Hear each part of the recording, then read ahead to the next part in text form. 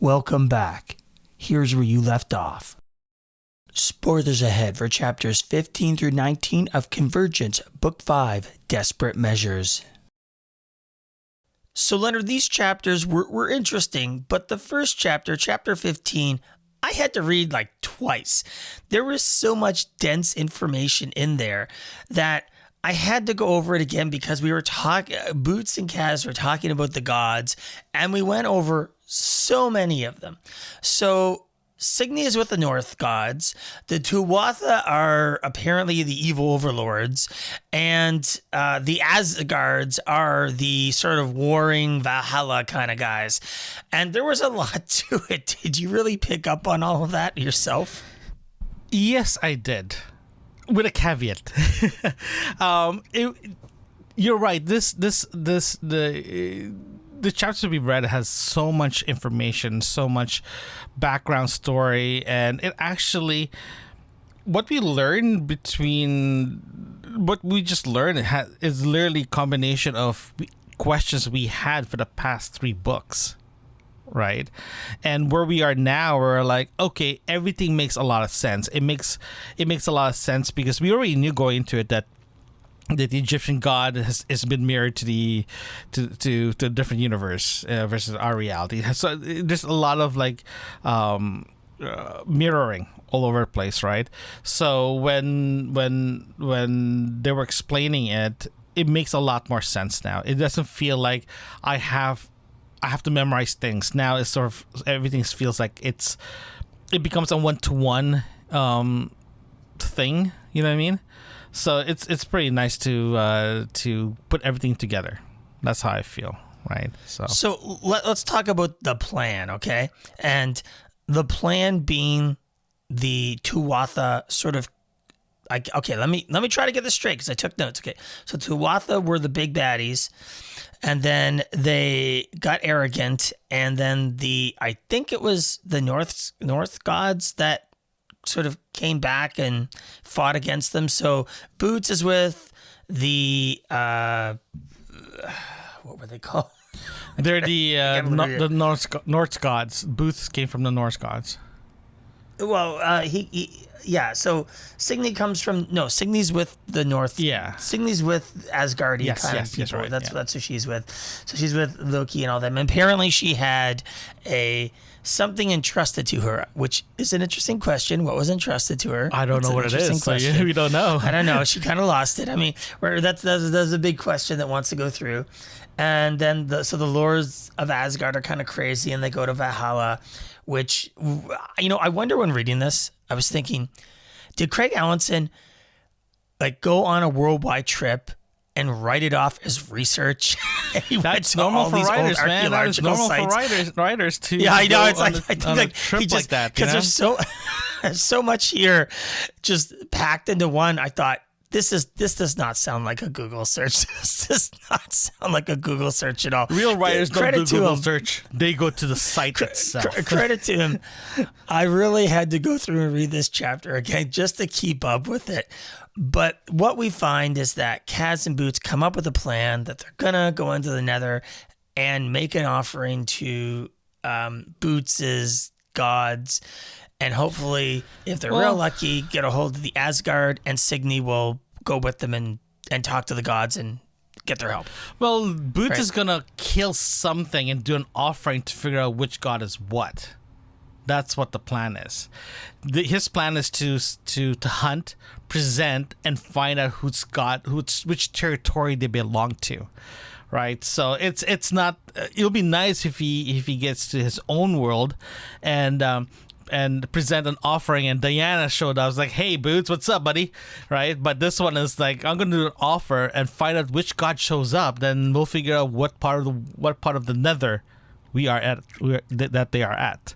So, I mean, I'm glad that we're going back to the Nether, but the funny thing is, I thought he would switch to a theocentric plot for the moment, and then they would kind of go to the Nether separately to fight or something. Like I thought in my brain that was where the plot line was going, but nope, we're just switching right back over to go to nether stuff. Yeah, it's kind of funny though, because there's 3 items that I definitely want to talk to you about this one. One's you actually start with Theo. Let's start with Theo.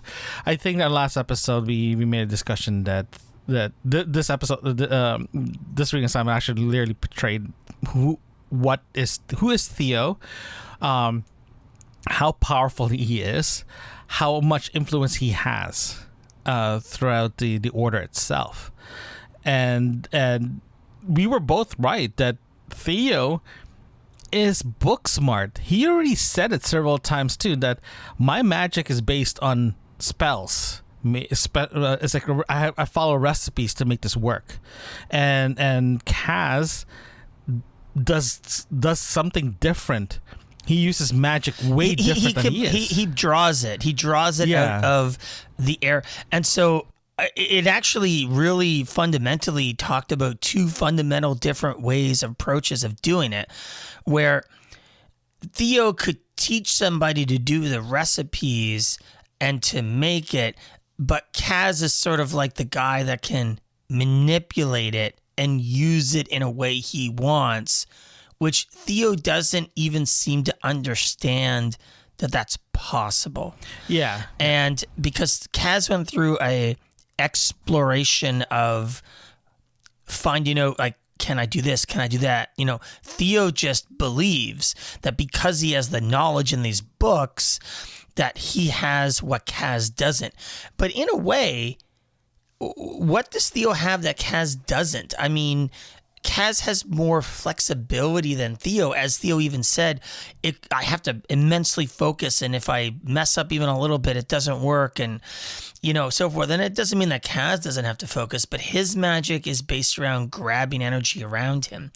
And so when Theo makes a fireball, it's an incantation or something like that, right? I think, at least based on what he said. Yeah, that's right. That's what it says in the book. Seems to me to be much more limiting. Yeah, it is. Yeah, I think that's why. I think that's what I said in the last episode, that Kaz is a tradesman. So he can use his environment. He can use tools in his hands. Compared to Theo, Theo is more book smart. Right, so it's you can see that you can see the difference. Just that, even it's not even a chapter. It's like a tenth of a chapter. He explained it immediately, what the difference between both of them, and we already knew that from the last episode that Kaz is way different than him. Even Theo even says that, you remember this? You see this chains doesn't work on him at all. As soon as you put this on me, I can't do a single thing, according to Theo. But Kaz can do whatever he wants. There's no limitations. I think that's why when that accident happened in the tower, that's when Theo was, in my opinion, afraid. He is like super afraid of what Kaz can do compared to what he can do. You know what I mean? So there's a lot of like, Theo, in my opinion, is confused right now. He's like, I used to be the most powerful wizard in the whole world. Now I'm just nothing. I'm no one. I'm better. I'm one level above David Copperfield. You know what I mean? So even the order is saying that, what do you mean Kaz can do this? What do you mean Kaz can do that? You can't do that? That's when I think this is where the dynamic will change between Certus / Theo and the rest, and not Certus, sorry, the Order and Theo and Certus itself. And Theo even says that he came to me because I kidnapped what's her name. So it's kind of like a dynamic will change. With Annie being kidnapped and everything. But what are your other 2 questions then? The other question is Kevin. We had this discussion last week about Kevin, and Mike actually the question I'm going to ask you and the third question will be combined together. So it's directly it's only 2 questions. what's his name? Kaz and Mike made a Mike made a comment that we have to kill Kevin because if we can't hide Kevin, we have to kill him. And when he got to the stairwell, and he asked Kevin hold the door, and Cass took the gun and put a silencer, and Kevin was like, Okay, I understand. I have to interrupt you. Did you think of Hodor? Yes. Hold on. Oh my God, I am bring it now. up. Thank you so much. I had to bring it up. Hold the door. But yeah, no, when he pulled that gun Sorry out. for going off on a tangent, but it was the first thing I thought of when I read it. But I think that Kevin is a a genuine character. He's timid. He's a gentle giant kind of character. And Kaz just cannot bring himself to do him in. And I get Mike's opinion, but the reality is that's not who Kaz is. He's not like that. It's not who he is and what he does. And he's good at problem solving around various issues. And the fact that Kevin himself has been helpful to them has been great. And I found the car situation where he saved the kids, and I slapped my forehead and said, well, that was convenient for the order. Yeah, it is. Yeah.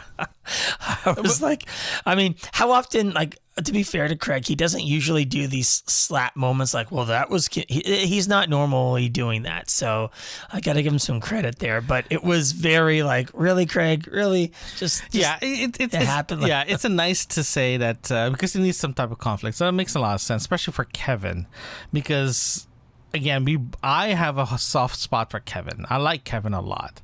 I love that character because, as you said, he's very integral to this whole thing, right? And having an ogre is nice to have, but that scene in the stairwell, it literally when Kaz says when Kevin says, "I understand." I was like, you motherfucker. Yeah, that breaks your heart, doesn't it? It just breaks your heart. You're like, no, don't do mad, Derek. I was so pissed.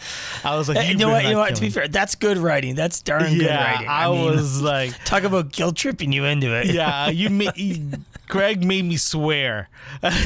He made me use the F word in this podcast. I don't normally use the F word, but this one, I was so like, Derek.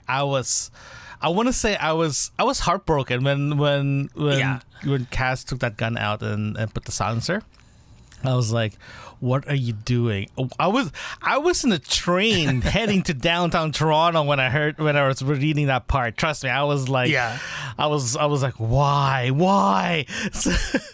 And it's very, very heartbreaking. But I'm glad that it didn't happen. The third question I do want to present to you, and I want to know your opinion about this. We did touch about this in the last episode about Mike and his ability to lead, and in my opinion, he is still considered a team leader, but is he really the team leader now? I wouldn't. Okay, so there's a difference here. I would say that he's still the team leader because of his experience and knowledge, but he has to acknowledge that Kaz is the reason for him to have these skills and to bring them to the forefront, right? So, as an example, in the last chapter, when Kaz is making the portal and he accidentally blows everybody into the nether. It's normal for experimenting. It's fine. It's normal. No, but what I mean is that Kaz was just going to be like, it'll be fine. And Mike is like, no, we're getting prepared. So they bring in all their gear and so forth, their supplies and everything, have everything ready to go just in case. Boom, they're in the nether with all their gear and stuff. And Mike is like, son of a, but it's a balancing act between what Kaz doesn't have, but he is ready for. So Mike can see the stuff that Kaz can't. Mike is very, let's be ready for anything. And Kaz is very immature, very where it's like, let's just go do it. it. Yeah. Let's just go do it. And so there's that maturity versus enthusiasm aspect. So I would say to you, it's not a leadership role. It's a father versus son role. Okay, I will accept that. I will accept that. I think it was just from an argument perspective and that characterization of it. And then when we look at what happened when they get into the Nether, like I said, now that they're there and everybody's there, now they have to do the plan but don't have a way home because they have the battery banks there or whatever. And Kaz gives this thing about it doesn't matter anymore about the batteries, but I assume that the Tuatha have some sort of portal to get back to Earth because they were the ones that controlled the portals previously. I actually like that we're back in the Nether. I also want to bring up a tidbit that might be a possibility that Macarius is not dead because the gods might have seen favor on him for being brave and blah, blah, blah, blah, blah. And they like that kind of stuff. He sort of alluded to that. So I still have hope. I have hope, man. Macarius will come back. I really do. You're giving hope. Isabel hope if you say that. I'm sorry, man. It's because he was such a good character. He was just a really good character. And it's okay if he died. He died heroically and doing his stuff and everything. But I just know, Craig, he's really hard to kill off characters. I'm hoping that he does not bring them back. I'm really hoping because how he ends is very heroic. He was very, very, like very I said, I'm not going to be upset if they don't. It's fine. There's a part of me that is don't trust Craig. Don't trust Craig. Yeah. I mean, in the last book, he killed off Duke. And Duke came back. You can't kill Duke. That's the thing. That it's one of those characters you can't kill. But how Macarius died Craig in the last book was really nice. It's magic. He gets to say, it's magic. Believe in magic, let's get a jail-free card, Yeah, it's kind of interesting. But yeah, the reason why I asked that question, Derek, regarding Mike and his ability to not control, but to lead the team. It's way different because there's several times too that Isabel literally look at Mike and like, what are you doing? We made a decision, right? Kaz already made a decision. What are you going to say no to him? Right? Even there was a great conversation between Mike and Kaz about Sydney. And Mike is like, you have no right to give it to offer that. I was like, what do you mean? I have every single right. She's alive. She can make a decision herself if she wants to go back or not. So he literally put Mike in place. Like, it's not you that I have to take orders from. I offer that. I don't care what everyone thinks. Sydney is a living sentence. She can make a decision herself. You have no right to tell her she can stay or not stay. So it's that kind of conversation between both of them, and everyone saying that no, that Kaz is right, and Mike did concede, but at the same time too, Kaz is finally stepping up. It's like, you can't do this. I'm telling you right now, if you're doing this, I'm out. And as soon as he keeps saying I'm out, Mike literally goes back. It's like, okay, cool. Right. Yeah, but I wonder if the character of Mike seems to be, he has this dichotomy. He's here because of his religious belief, his encounter, his family's motivated him and so forth. But at the other side, he's a professional, right? Professional soldier. But at what point because his belief system is crumbling, the more knowledge he gets. And when somebody's belief system crumbles, that makes them a little more unpredictable, right? And I don't know if that's where Craig is writing this character going towards or something. It kind of feels that way. Maybe we're overanalyzing it perhaps, but it just kind of feels that there's just tension. And the tension could just be that Mike doesn't want to give up command. That could be the argument, simple, straightforward. I mean, it seems the most logical explanation, but do you think that's a reasonable thought? Well, it's definitely not a religious thing, because the religious aspect of Mike is like he was the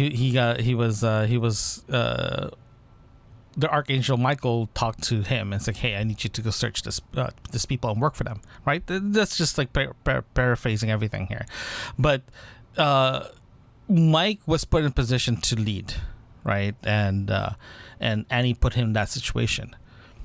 They already said it several times too, that for them finding a wizard, aka Kaz, was complete accident.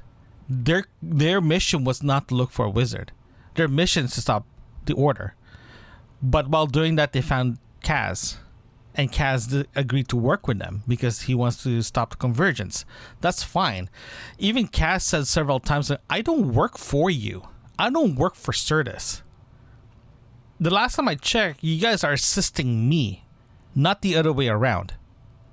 So Kaz literally says to them, I'm out of here. For him, our last episode, he left. He left and saved Annie. Mike tried to stop him, but he literally gave his middle finger and said, you know what, I'm going to save her. I don't care what you say because I don't work for you. Right? The last time I checked, you're assisting me, not the other way around. So for Mike to say, for us to say, is Mike still in charge? He's in charge for the Certus side. Is he in charge of the mission? No, Kaz is. So I think we just have to listen to this properly, read along, and find out what's going to happen next, because that's my opinion is Kaz leads the mission, but Mike leads Certus. But that. So speaking of that, what do you think is going to come next? What's going to come for the next few chapters then? Because yeah. See, it really made me. I'll answer first. How's that? Because you go first. I'm gonna say where I went for that. Is that now that we've been pushed back into the Nether, I think that. That Sydney is going to become much more integral into this, getting a hold of the Norse gods, and hopefully we'll get an integration into Boots' people. Like I totally foresee a situation where Boots has, he's like, I did tell you I'm a god, right? I'm a demigod or something. He has like all of his people come fight or something for them or something. Like, I am an important guy or something like that. I just see that happening somewhere down the road. But for the next few chapters, I think we're just going to get into the let's contact the gods mode. And Theo maybe trying to figure out what he doesn't know. Yes, definitely the Nether storyline will be interesting. I do agree with you. It would be nice to see if Boots has litters, to see if he has any kids or he has any little kittens. And I want to know if they actually made it to a different god, because remember, Apophis is still out there, right? And the only god that Kaz fought was Apophis. And yeah, but Kaz is also killed a god in the Nether. So to the gods, this guy's a kind of a danger. So I wonder how much of a reception he's going to get. Oh, his tales of killing, having a battle with Apophis it's like a hero walking in, like a David versus Goliath here. If David showed up in Niagara Falls and everyone found out, oh my gosh, that's him. Here's him. It's gonna be like that. It's definitely gonna be like that for the worshippers instead of the gods. Mostly more the worshippers.